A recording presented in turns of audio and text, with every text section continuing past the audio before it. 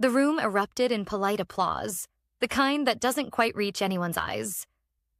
I smiled, clapped along with everyone else, and stared at the balloon arch behind the cake that read, "Congrats on 10 years," in oversized silver letters. 10 years. A full decade of showing up early, staying late, mentoring every new hire, fixing every spreadsheet that mysteriously broke, and saving every presentation that almost got tanked before a client pitch. And now, on the day that was supposed to mean something, I watched my intern, Kyle, step forward to accept my raise, my promotion, and my future. "Let's give it up for Kyle," my boss beamed. "He's only been here a year, but innovation speaks for itself. This is what fresh thinking looks like." I tilted my head and applauded louder, my hands stinging slightly. I had to admire the showmanship. The cruelty of it was almost artistic. "My name is Nora. I'm 36, and I'm the Senior Operations Analyst at Vantage Systems, Inc. Well, was. This is the story of how they thought they could quietly erase me, and how, calmly, quietly, I gave them a Monday they'll never forget. When I joined Vantage 10 years ago, it was nothing more than a struggling logistics firm with 10 employees and no direction. I was 26, broke, and grateful to be anywhere with heating. I learned every tool, every system, and built entire operational pipelines from scratch. People stopped calling me Nora. I became the fixer, the one they pulled in when something was broken, too risky, or needed to be rewritten overnight. When Kyle joined last summer, fresh from a startup job that lasted 3 months, he was energetic, charming, and completely lost. I spent weeks training him. I even rewrote his onboarding materials because HR hadn't updated them since 2017. He made errors. Many. He once overwrote a live invoice database, and I spent 6 hours recovering it. He sent the wrong report to the COO. I cleaned it up before she even opened it. But Kyle? He was good at looking confident. And confidence, I've learned, is a performance art. I remember exactly how it happened. There were cupcakes in the break room, and someone brought in a gold-framed certificate for me. My name in block letters with the phrase "loyal dedication" printed underneath. My boss, Darren, gave a speech filled with the usual cliches. "And let's not forget our Nora," he said, barely glancing at me. 10 years. That's rare these days. Consistency is valuable. But innovation? He turned toward Kyle, who was already stepping forward with a smile. "Innovation is the future, and we've decided that Kyle will be taking on the role of Associate Director of Operations moving forward. He's shown initiative, and his vision aligns with where we're headed. Congrats, Kyle." A few awkward glances bounced around the room. Even Beth from HR stopped chewing for a moment. I didn't say a word.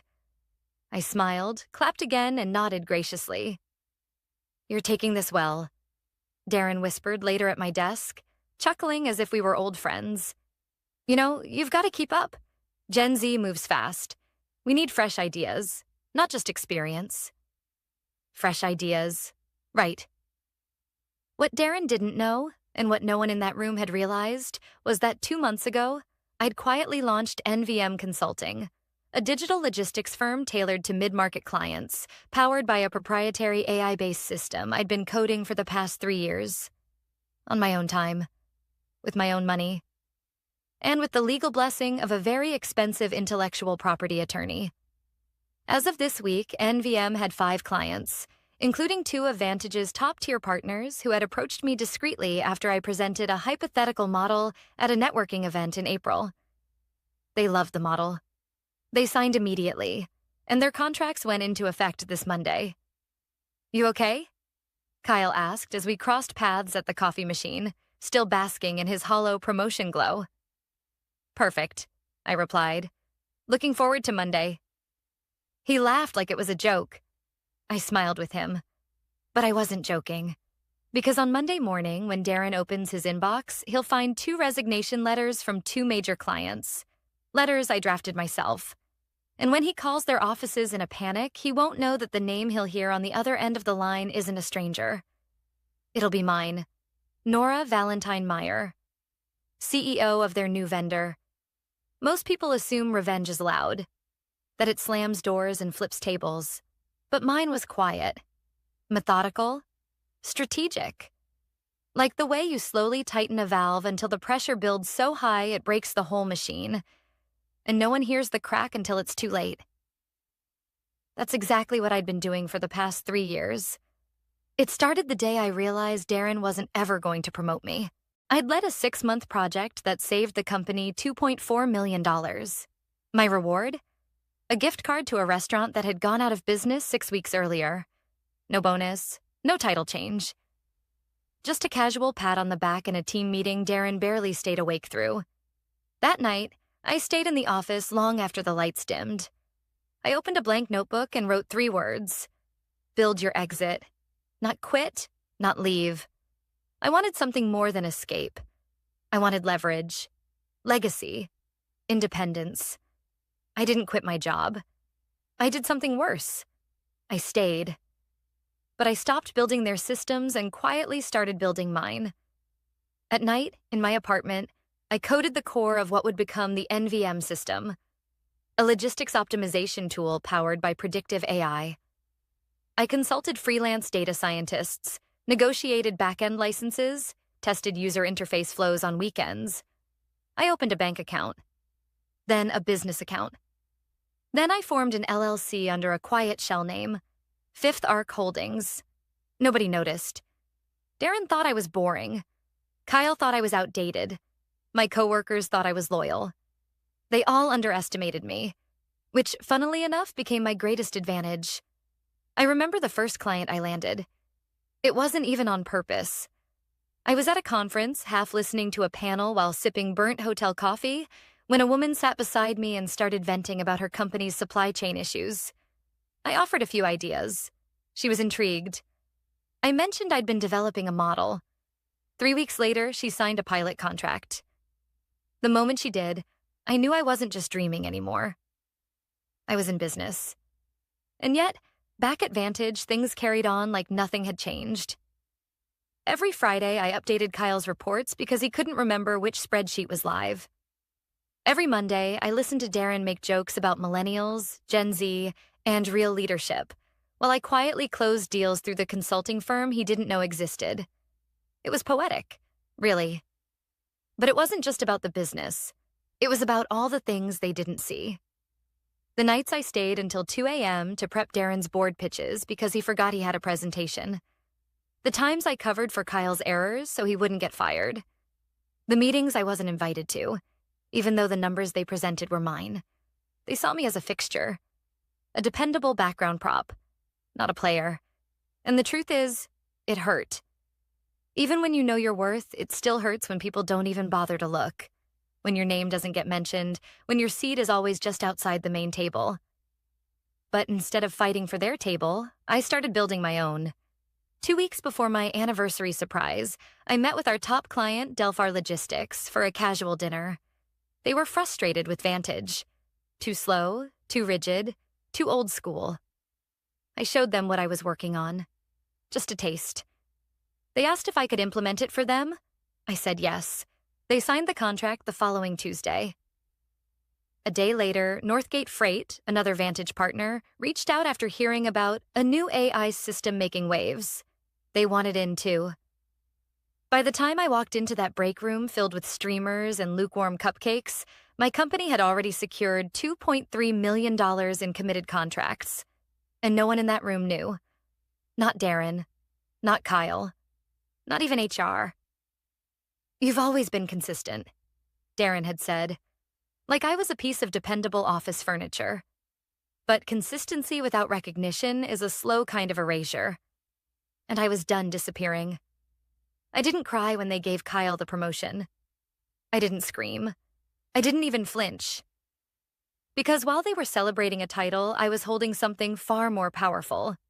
Ownership, control, and a very specific plan for Monday. One that involved 2 resignation letters, a system shutdown, and a boardroom meeting that no one would forget. I smiled as I walked past Kyle's desk that afternoon. He had his feet up scrolling TikTok. "Have a great weekend," he said, grinning. "You too," I replied. And I meant it, because mine was about to be unforgettable. The sun rose like any other Monday, but the air felt different. Charged. I took my time getting dressed. No more bland corporate slacks or muted tones. This morning, I wore a sharp navy blazer over a black silk blouse and matching tailored pants. Understated, but quietly expensive. Professional, but with edge. Today was the day I'd waited 3 years for. The day they would see me. Not as loyal Nora or background Nora or she's just always here, Nora, but as what I'd always been. Essential. I walked into Vantage's building at 8:05 a.m. Just a few minutes late on purpose, enough to raise an eyebrow without suspicion. I wanted to see it all unfold live. The elevator ride felt longer than usual. A couple of junior staff nodded at me awkwardly. Someone from finance complimented my jacket. "You look different today," he said. "I feel different," I replied. I stepped onto the operations floor and immediately sensed the shift. Darren's office door was open. His voice, usually smug and lazy, was sharp, panicked. "No, this doesn't make sense. Why would they cancel out of nowhere? Did you double-check the email headers? This has to be a mistake." I walked calmly to my desk, set down my bag, and opened my laptop. One of the interns, Mia, leaned over from across the desk. "Hey, did you hear? Delphar Logistics just pulled out. Something about a new vendor?" I nodded slowly. That's unexpected. I watched Darren through the glass walls of his office. He was pacing now, sweating, his tie already loosened. Another call came in. This time it was Northgate. His face drained of color. By 8:32 a.m., the entire executive floor was buzzing. I heard whispers from the marketing team. Someone from legal ran down the hallway. It was trying to access a platform they no longer had credentials for. By 8:45 a.m., a meeting request went out. All staff urgent, 9 a.m., conference room A. It was happening. Kyle breezed in at 8:50 a.m., Starbucks cup in hand, sunglasses still on. "What's going on?" he asked, sliding into his new office, my old corner cubicle. No one answered. The mood had changed, and even he felt it. Darren emerged just before 9 o'clock, red-faced, trying to appear in control. "We need all department leads in the main conference room now," he barked. Kyle blinked. I guess that's me now," he said, glancing at me for validation. I gave him a polite smile. "Yes, that's you." Then I stood up and followed him. The room was filled with confused department heads, middle managers, and assistants, everyone murmuring.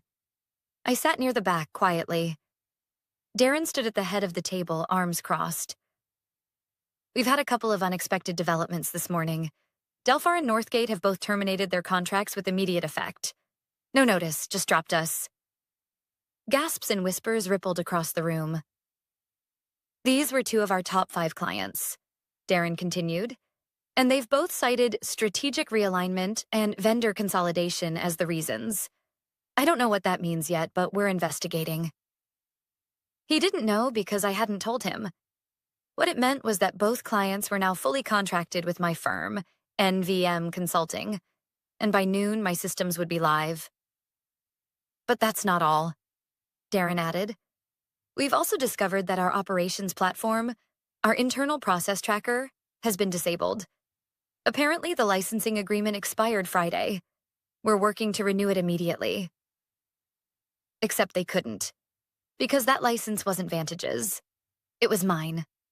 Registered through my Shell LLC, licensed to Vantage as a third-party integration under a limited 3-year term.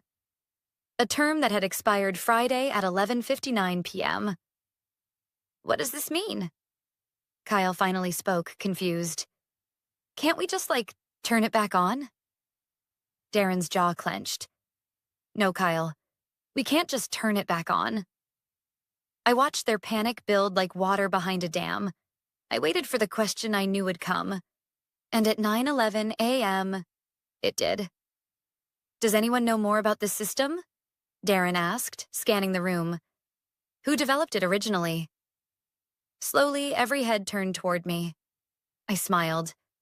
Just a little. Just enough. I built the original framework, I said evenly, 3 years ago, as part of my role here. But, Darren stammered, but that's proprietary. It's Vantage property. Not quite, I replied calmly. If you check the agreement signed in 2021, you'll see the software was licensed, not owned, under a different company name. All legal. You might want your legal team to review it again. Silence.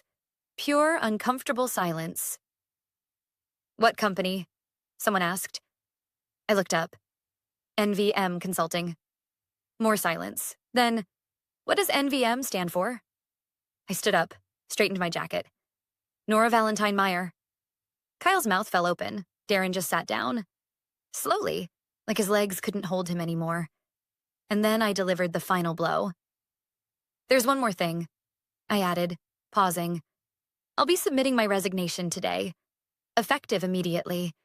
Though I suppose in many ways I already left a long time ago. I turned to walk out, but paused at the door.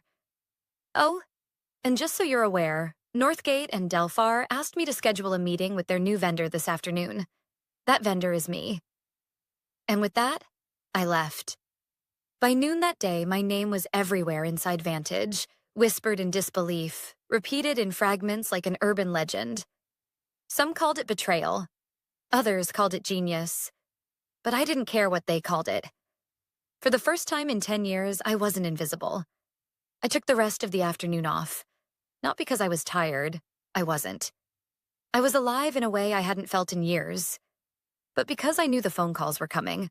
Sure enough, by 2 p.m., I had 5 missed calls from Darren, 2 from HR, and a desperate voicemail from Kyle that began with, "Hey, so I think there's been some kind of misunderstanding." There hadn't been, and by 2:30 p.m., both Delphar and Northgate had confirmed the launch of our systems, on schedule, without a hitch. They were thrilled, efficient, seamless, better than anything they'd had with Vantage.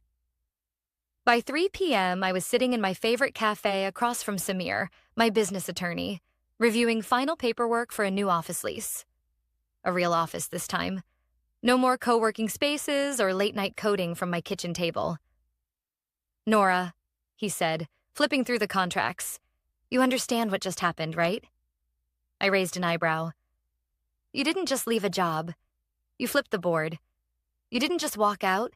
You took the engine with you and left them with the shell." I sipped my coffee.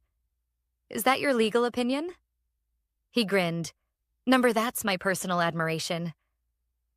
But once the adrenaline started to fade, the silence came. The quiet of stepping away from something that had consumed a decade of my life. The strange stillness of no longer needing to prove myself to people who never saw me in the first place. It hit me that evening as I sat alone on my balcony overlooking the city. The skyline had always felt so distant. But now it looked different. Not unreachable, but earned. 10 years is a long time to give to people who never said thank you. And yet, there was grief in the letting go. Grief for the version of me that had once believed being loyal would be enough. A text came in from Lisa, one of the junior analysts I'd mentored. "Is it true? Did you really build your own company? Can I talk to you?" I stared at the message for a while, then typed, "Yes. Let's talk tomorrow." Because this wasn't just about revenge anymore. This was about rebuilding something better. Not just for me, but for the people still stuck under the glass ceiling I'd just shattered. By the end of the week, 3 other employees from Vantage reached out. One from IT, one from marketing, and Beth from HR. Each message had the same tone. "I want out. I want in." I didn't promise them anything yet. I wasn't building an empire overnight, but I was building it. Carefully, intentionally. On Friday, a package arrived at my apartment. No note, no return address. Inside, the framed certificate I'd received at the celebration. Loyal dedication, Nora Meyer, 10 years of service. There was a faint coffee stain on the corner, like someone had set a cup on it before mailing it off. I laughed, not out of humor, but the kind of laugh you give when something is so small, so petty, that it proves everything you ever suspected. I set the frame face down in a drawer and closed it. That weekend, I met my parents for dinner. They didn't know everything, just that I'd left the company. My dad, ever the traditionalist, raised an eyebrow. No pension? No severance? No need, I said. I've already replaced the income. He nodded slowly, not understanding. My mother smiled politely and changed the subject to my cousin's wedding. They wouldn't get it. Not yet. But that was okay. This win wasn't for them. It was for the version of myself who had once sat in meetings and swallowed disappointment like it was breakfast. For the nights I spent working overtime while Kyle got drinks with Darren. For every time I had to explain my worth to people who refused to see it. On Monday morning, Vantage released a carefully worded company-wide email. Due to unforeseen transitions, we are restructuring our operations division and reevaluating client partnerships. What they didn't mention was that the restructure involved losing 2 major contracts, an internal system collapse, and the person who used to keep everything running without applause. But I didn't need them to say it, because everyone knew. And now, everyone was watching. By the second week, Vantage Systems was unraveling quietly. No news articles, no dramatic collapse. Just silence. Missed deadlines. Canceled meetings. Confused clients. And behind it all, the growing realization that I had been the thread holding the entire thing together. They didn't know it yet, but they'd built the company on my back. I just finally stood up. I got an email from Beth in HR. Confidentially, legal's trying to figure out how they didn't catch the software licensing loophole. They're panicking. Apparently the system you developed, none of them knew it wasn't built in-house. She added a single sentence. I'd like to talk about working with you, if that's on the table. I stared at it for a while. I remembered Beth sitting through endless performance reviews, watching people like me get meets expectations, while others, mostly louder and male, got exceeds expectations for doing half the work. Maybe she saw what was happening all along. Maybe she didn't. But now, even she wanted out. It was strange being the one people wanted to follow. For so long, I had moved through Vantage like a shadow. Dependable, unremarkable, quietly competent. Now, people who never made eye contact were messaging me. Let's grab coffee.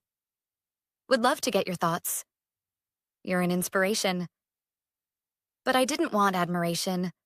I wanted something else. Respect. Not the kind you ask for.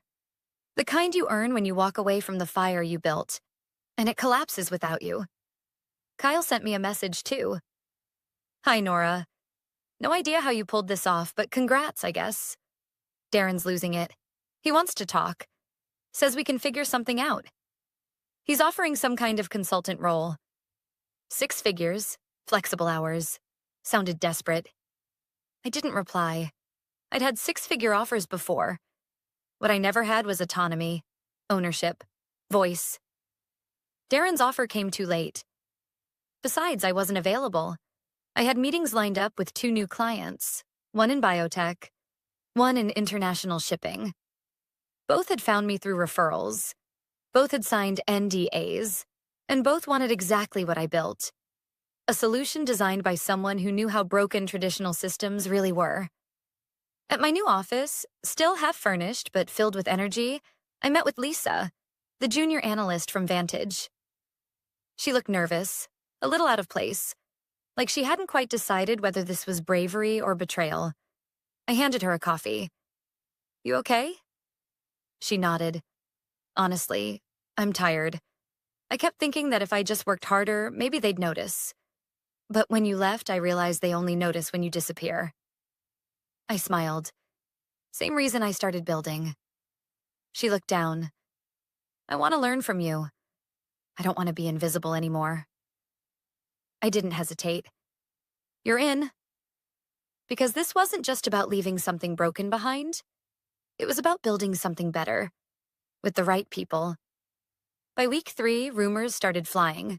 An anonymous blog post appeared online titled, "When the woman who built your company leaves, what happens next?" The writer never named names, but it didn't matter. Everyone at Vantage recognized the story. Everyone in the industry heard the whispers. I didn't write it, but I didn't need to. The narrative was spreading itself, a quiet, powerful rebrand of who I was and what I'd done. Darren finally called me. Twice. Then he emailed, "I regret how things unfolded. Your departure has made us all reflect on our internal dynamics. I'd be open to a conversation about re-engagement on your terms." It was professional, vague, drenched in fear. I drafted a one-line response. "I appreciate the offer, but I no longer work for people who don't recognize value until it's gone." Then I deleted it. I didn't need to respond at all. Sometimes silence is the only punctuation you need. That Friday, I stood alone in my new office, watching the city lights flicker like static. I thought about how far I'd come. From late-night email drafts for other people's wins to signing contracts under my own name.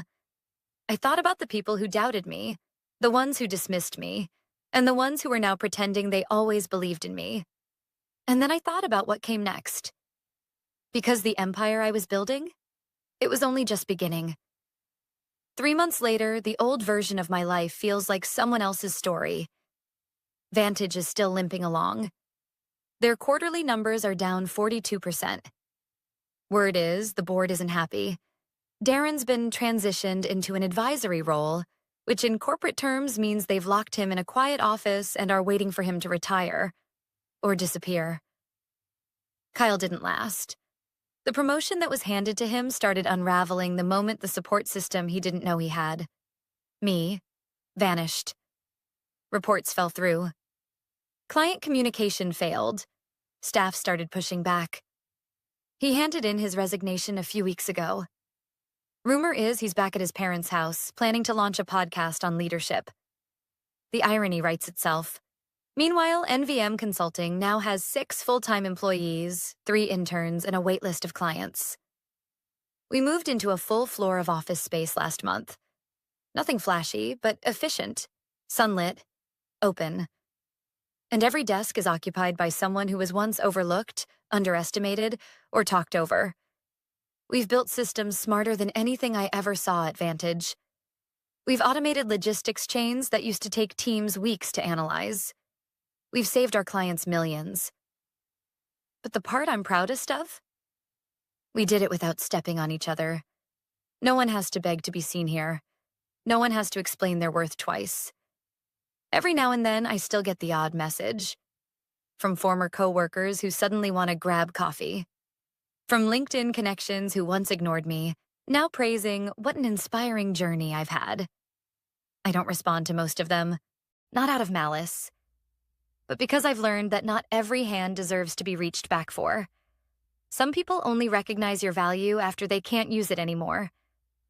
My parents eventually found out what happened. Not from me. From my aunt, who read about NVM in a business journal and sent my mother the article with a sticky note that said, "Your daughter's doing well. Thought you'd want to know, we haven't really talked about it. They ask vague questions. I give polite answers. It's easier that way. I'm not interested in proving anything anymore. I've moved beyond needing their approval. Because sometimes the most powerful thing you can do isn't confrontation. It's elevation. Rising so far above their expectations, their judgment becomes irrelevant. I still walk by Vantage's building now and then. It's on my commute to the gym. Last week, I passed it again. Same lobby, same worn carpet, same heavy glass doors that used to feel like a barrier. This time, I didn't even glance inside. Not because I was avoiding it, but because I'd finally realized it didn't matter. I don't need to revisit what I outgrew. I don't need to reclaim a space I no longer want. I built my own. One night, I sat with Lisa in our office long after everyone else had gone. She was reviewing a proposal from a new potential client.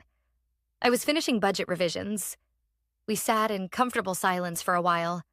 Then she said, "You know what's weird? I don't wake up dreading Mondays anymore." I looked up, smiled. Neither do I. Because this time I wasn't waking up to prove myself.